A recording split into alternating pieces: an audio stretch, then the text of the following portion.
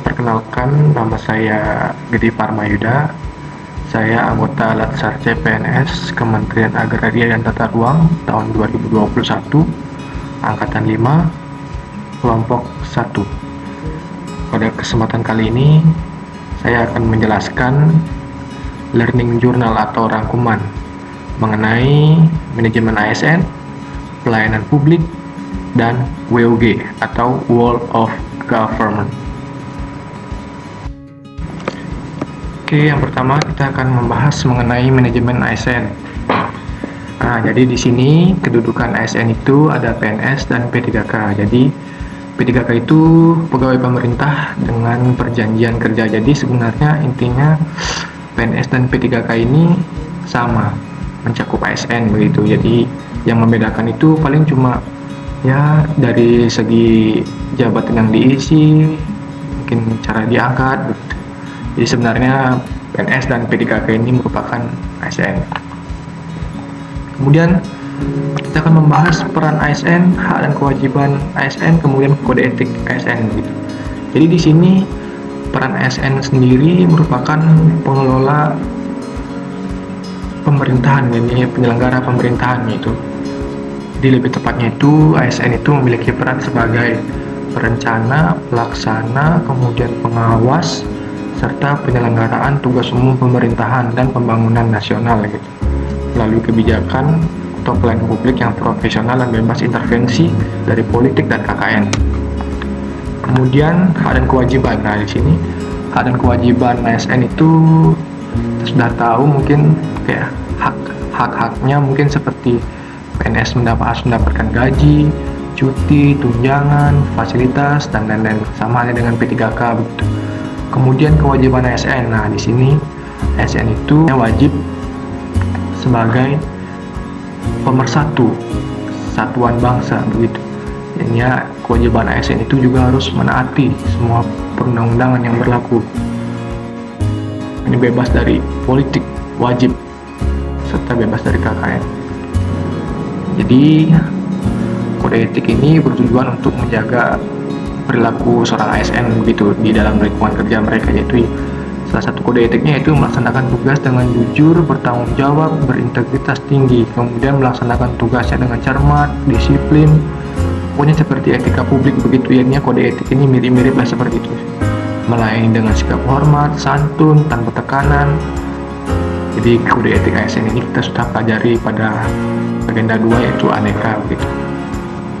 Nah, sekarang kita lanjut ke sistem merit. Nah, jadi di sini sistem merit dalam manajemen ASN, apa itu sistem merit dan apa tujuannya?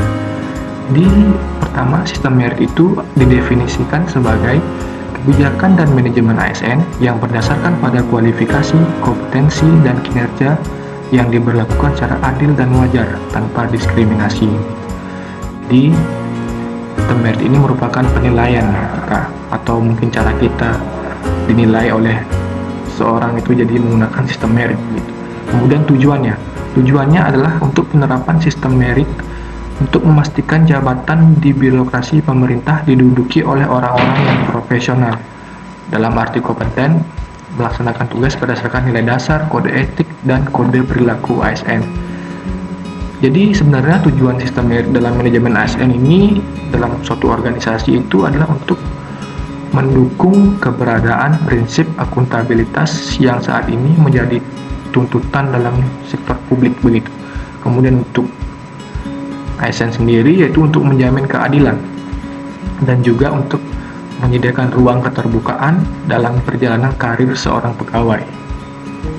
Kemudian ini adalah prinsip dasar sistem merit dalam Undang-Undang ASN. Yang pertama itu untuk seleksi dan promosi secara adil dan kompetitif. Nah, untuk menerapkan prinsip fairness, kemudian penggajian, reward, punishment berbasis kinerja, kemudian untuk standar integritas dan perilaku untuk kepentingan publik, kemudian manajemen SDM secara efektif dan efisien, serta untuk melindungi pegawai dari intervensi politik dan tindakan semena-mena.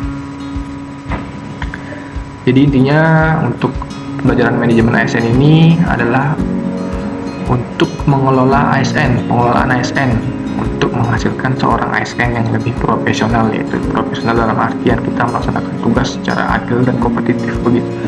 Jadinya kita bebas dari intervensi politik, korupsi, kolusi, dan nepotisme begitu. Jadi manajemen ASN ini sangat penting untuk pengelolaan ASN ke depannya. Kemudian lanjut ke materi berikutnya, yaitu pelayanan publik. Nah, jadi sekarang kita membahas pelayanan publik. Jadi pelayanan publik itu apa sih? Public servant, jadi kita sebagai pelayan publik begitu. Jadi pelayanan publik itu merupakan suatu kegiatan atau rangkaian kegiatan dalam rangka pemenuhan kebutuhan pelayanan sesuai dengan peraturan perundang-undangan bagi setiap warga negara dan penduduk atas barang, jasa, atau pelayanan administratif yang disediakan oleh penyelenggara pelayanan publik. Nah, tadi itu merupakan pengertian dari pelayanan publik. Nah, sekarang hakikat pelayanan publik. Jadi, pada dasarnya hakikat pelayanan publik itu untuk melayani masyarakat, baik sebagai kewajiban maupun sebagai kehormatan gitu. Untuk merupakan dasar yang terbentuknya masyarakat yang manusiawi. Jadi, hakikatnya pelayanan publik itu merupakan pemberian pelayanan prima kepada masyarakat yang merupakan kewajiban aparatur negara sebagai abdi masyarakat. Kemudian lanjut. Nah, ini dasar penyelenggaraan pelayanan publik itu sudah diatur di Undang-Undang Nomor 25 Tahun 2009. Jadi Undang-Undang Nomor 25 Tahun 2009 ini itu sudah menjelaskan tentang pelayanan publik sebagai dasar penyelenggaraan. Kemudian selanjutnya itu adalah klasifikasi pelayanan publik. Jadi yang pertama itu adalah pelayan administratif, pelayan barang, pelayan jasa, dan pelayan regulatif. Jadi di sini yang pertama pelayan administratif itu adalah pelayan yang menghasilkan berbagai bentuk dokumen resmi yang dibutuhkan oleh publik. Kemudian pelayanan barang yaitu pelayanan yang menghasilkan berbagai bentuk jenis barang yang digunakan oleh publik. Kemudian pelayanan jasa itu pelayanan yang menghasilkan berbagai jasa yang dibutuhkan oleh publik. Dan kemudian pelayanan regulatif itu pelayanan melalui penegakan hukum dan peraturan perundang-undangan maupun kebijakan publik yang mengatur sendi-sendi kehidupan masyarakat. Langsung ke prinsip pelayanan publik. Jadi kita sebagai ASN itu sebagai pelayan publik itu harus memiliki prinsip-prinsip berikut ini. Yang pertama, kesederhanaan, kejelasan, kepastian waktu, akurasi, keamanan, tanggung jawab. Ini merupakan yang sudah kita pelajari di agenda kedua tadi, merupakan implementasi dari nilai-nilai aneka begitu. Misalnya ada akuntabilitas, nasionalisme, etika publik, komitmen mutu, dan anti korupsi. Jadi di sini hanya menjelaskan sedikit mengenai prinsip-prinsip pelayanan publik. Kemudian ada kelengkapan sarana, prasarana, kemudahan akses, kedisiplinan, kesopanan, keramahan, kenyamanan, yaitu merupakan semua yang harus kita punya dalam melayani publik. Nah, selain itu, pelayanan publik itu kita harus memperhatikan kualitasnya juga.